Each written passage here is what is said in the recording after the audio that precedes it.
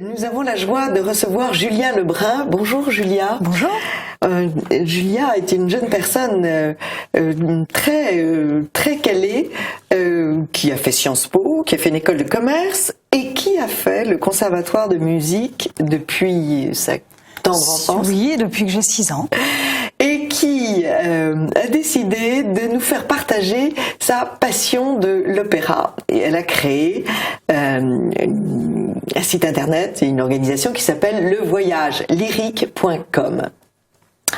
Alors, d'abord, chère Julia, c'est très étonnant ce parcours musique, Sciences Po et école de commerce. Vous avez voulu d'abord sortir de la musique. Comment ça s'est passé ? Il y avait plusieurs choses. D'une part, j'ai fait Sciences Po parce que ça m'intéressait, oui. Notamment les cours d'histoire. Oui. Et en plus, j'avais une petite idée derrière la tête qui était d'essayer de travailler dans un opéra, notamment dans l'administration d'un opéra. Ah oui. Donc en travaillant à Sciences Po et ensuite en complétant avec une école de commerce en communication, j'avais l'espoir d'essayer de travailler au service communication d'un opéra. Donc ça, c'était une petite idée que j'ai eue. Donc rentrer dans la maison, voilà, par l'administration. Par l'administration, c'est une bonne idée, oui. C'était une bonne idée, peut-être pas une si bonne idée que cela, parce que les places sont rares et sont chères. Donc c'est pour ça que j'ai fait ce parcours qui paraît assez étonnant. Donc vous avez créé votre propre activité, ce qui est la meilleure façon de faire ce qu'on aime. Tout à fait.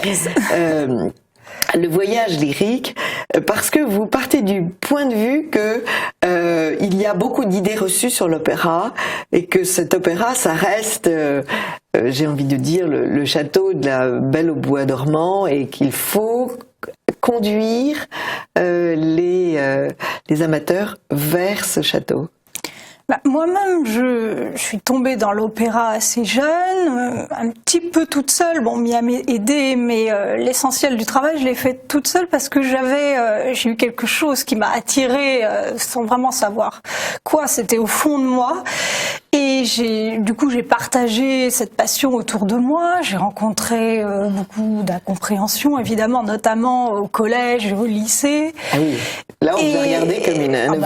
Évidemment, quand on parle de grands chanteurs comme Dietrich Fischer-Dieskau à 12 ans, les gens ne comprennent pas.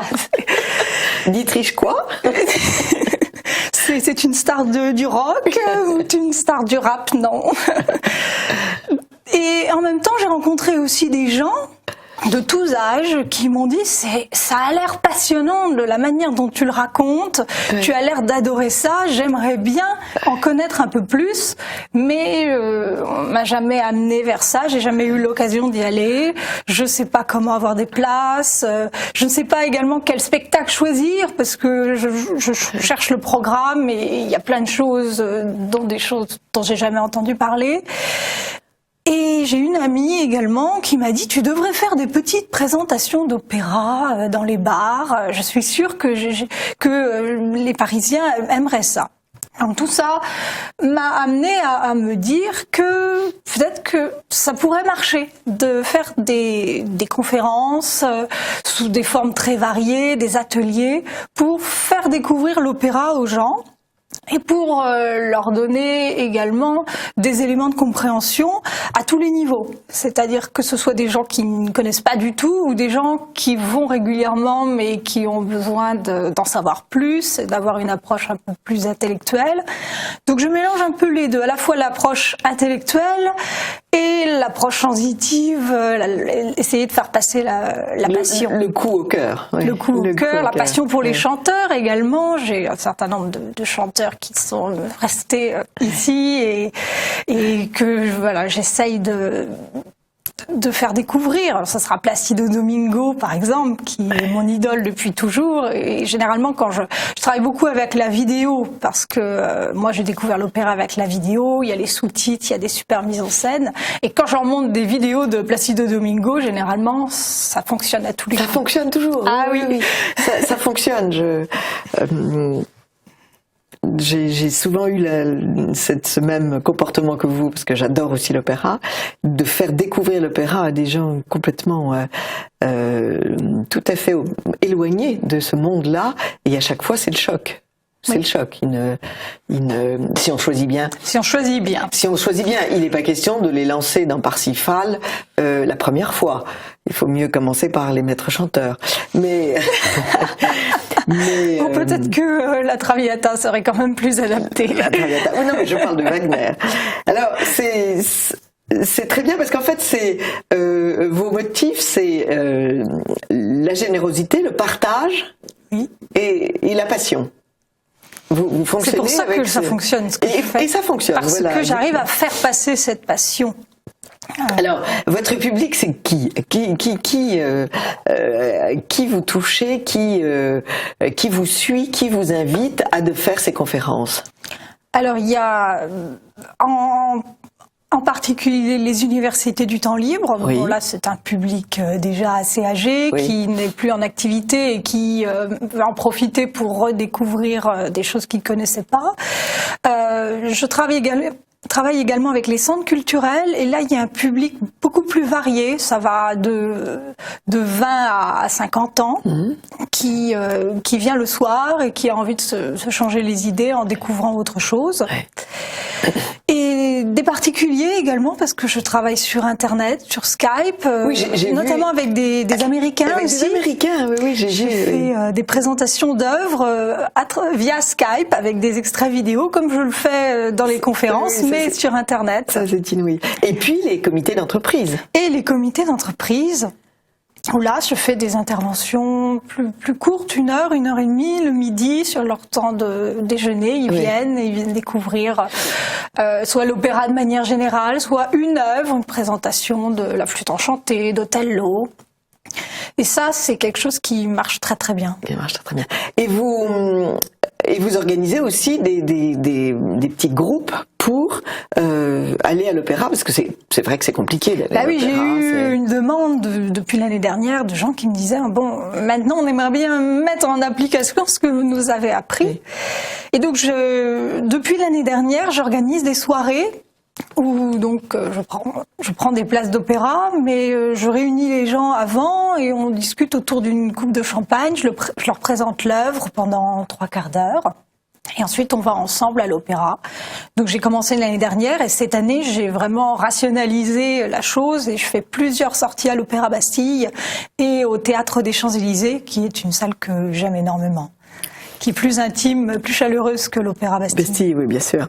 Alors, vous avez, on va montrer aux téléspectateurs comment vous procédez en passant un petit passage où vous expliquez une œuvre d'abord et puis après vous expliquez le passage, le morceau que vous avez choisi. Et il s'agit là de Nessun Dorma de Turandot de Puccini, avec des illustrations sonores de vidéo. Toujours vidéo avec moi. Toujours vidéo. Oui. Et alors vous venez avec votre projet vidéoprojecteur ou comment vous faites-vous? Je viens avec mon ordinateur, mes vidéos, mes extraits vidéo et je représente une bonne quantité d'extraits dans les plus belles mises en scène avec les sous-titres. Les gros plans, des beaux décors, des beaux costumes. Et je leur montre évidemment les chanteurs que je préfère et les extraits que je préfère. Et je présente le compositeur et l'œuvre, et le contexte musical, un petit peu de musicologie, un petit peu de récit, d'histoire. Enfin, j'essaie de mélanger les éléments très intellectuels, historiques, quand même, pour qu'il y ait du fond.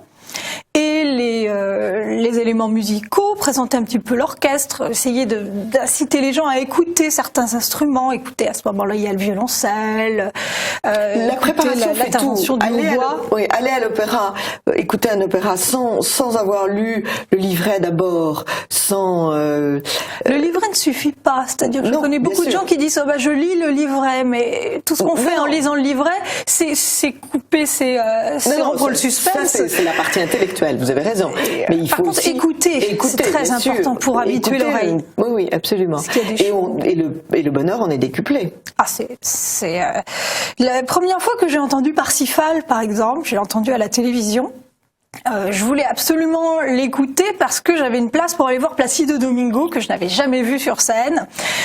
J'avais cette place pour l'Opéra Bastille et je me suis dit je vais me préparer, j'écoute Parsifal, je me suis dit mais qu'est-ce que c'est que cette horreur? Je me suis dit c'est pas possible, je vais jamais y arriver, mais comment il peut chanter quelque chose pareil? Et donc je me suis dit bon, si Placido Domingo chante ça, c'est qu'il doit y avoir quelque chose à sauver de cette œuvre. Alors je prends mon courage à deux mains, je prends la partition d'orchestre et j'écoute tout Parsifal et j'analyse les différents thèmes musicaux, les leitmotifs wagnériens. Et au bout d'une semaine de vacances, j'étais toujours pas convaincue, mais je commençais à accrocher un peu. Et bon, finalement, donc j'ai atterri à l'Opéra Bastille, dans mon fond de parterre. Et j'ai pleuré pendant les 5 heures de l'opéra. J'étais émue, j'ai reconnaissais les thèmes, le thème de la foi, le thème de la scène. Et j'étais émerveillée. Et évidemment, je l'aurais pas été si j'avais pas fait cette préparation avant. Donc là, c'est vraiment un exemple évident de la nécessité de se préparer. Vous savez qu'il y a un couple de grands musicologues qui a fait ça pour Jean-Sébastien Bach. Oui. C'est Brigitte et Jean Massin. Vous n'étiez pas nés, mais moi j'ai écouté pendant des années Brigitte et Jean Massin nous introduire à l'œuvre de Bach en nous faisant justement reconnaître les leitmotifs. Et c'était extraordinaire. Bach est aussi quelqu'un qui a besoin d'une initiation. Voilà. Et donc vous marchez sur les pas d'ancêtres remarquables, parce que Brigitte et Jean Massin, c'était une personnalité extraordinaire. Alors on va vous écouter maintenant dans votre fonction et en l'état, donc présenter Puccini et Nessun. Ce sont des paroles de désespoir, car s'ils ne trouvent pas le nom, ils vont tous mourir. Mais l'étranger n'en a cure et les interrompt violemment. Sa voix est cette fois-ci soutenue par le timbre brillant des cuivres, alors qu'il appelle l'aube, cette aube qui doit lui apporter la victoire tant attendue. Il pousse alors ce célèbre cri « Vincerò », « Je vaincrai », sur un aigu triomphant, soutenu par un glorieux tutti d'orchestre.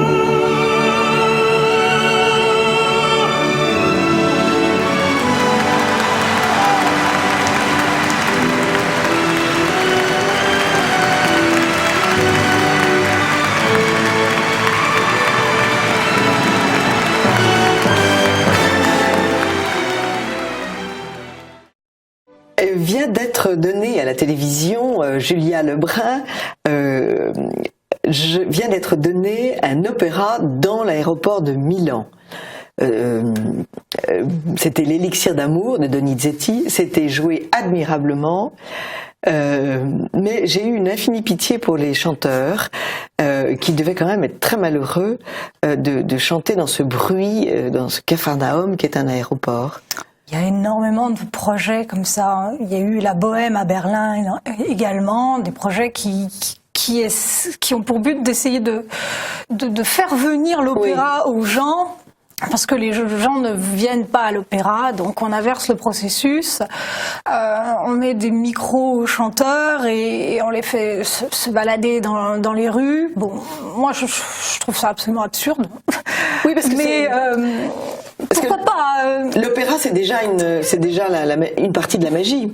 C'est Wagner qui a essayé de montrer que lorsqu'on allait à l'opéra, c'était une expérience quasi mystique, qu'il fallait se concentrer, qu'il fallait rentrer dans l'ambiance, même quand on va au cinéma, on fait pas autre chose, on se balade pas.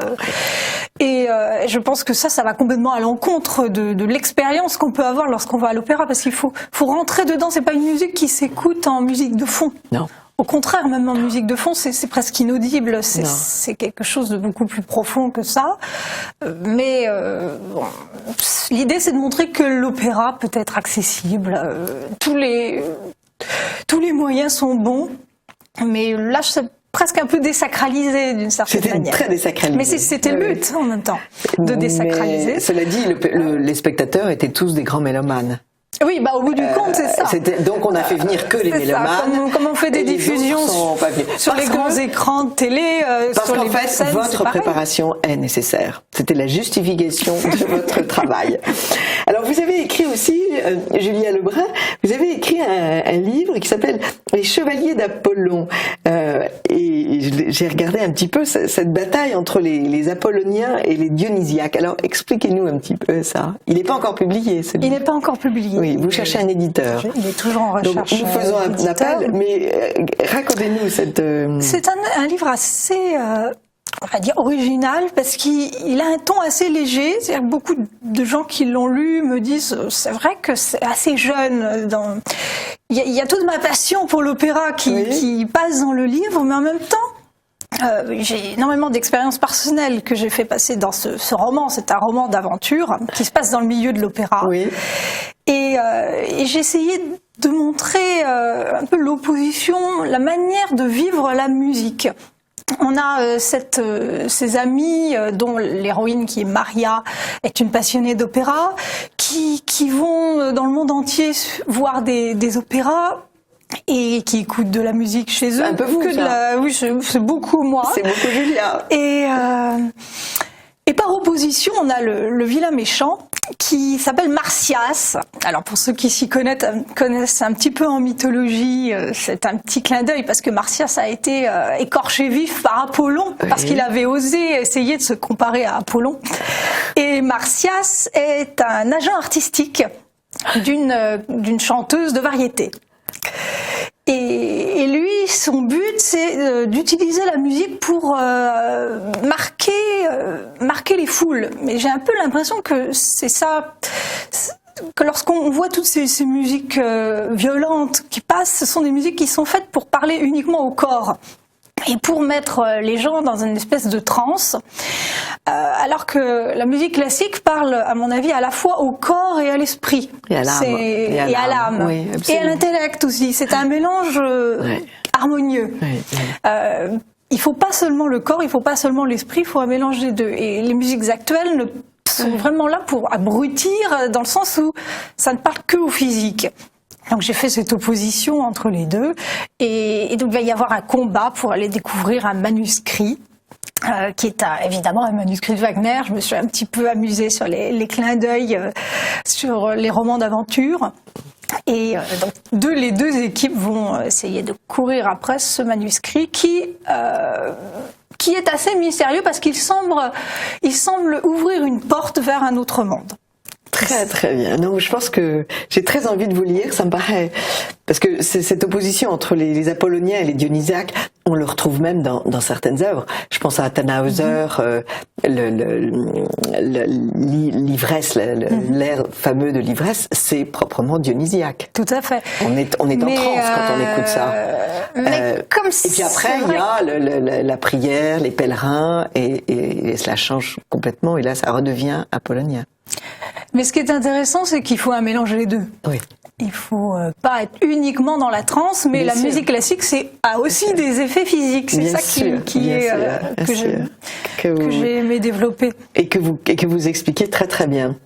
Alors, chers amis, vous allez sur le site de Julia Lebrun, levoyagelyrique.com, et donc vous découvrirez toutes les possibilités pour voyager en musique, aller à l'opéra, ou tout simplement de chez vous écouter de la musique, puisque c'est vrai que on a de plus en plus d'opéras Moi, j'ai découvert sur le l'opéra petit chez écran. moi.